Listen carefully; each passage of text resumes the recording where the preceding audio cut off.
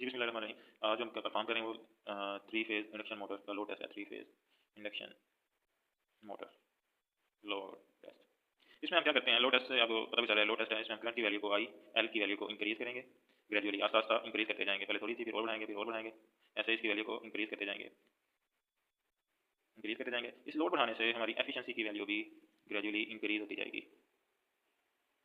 Efficiency, power factor, power factor और slip की value भी इंक्रीज हो जाएगी। और जो स्पीड की वैल्यू है, इसमें स्पीड की वैल्यू जो मेरे पास है, स्पीड की वैल्यू वो डिक्रीज होगी।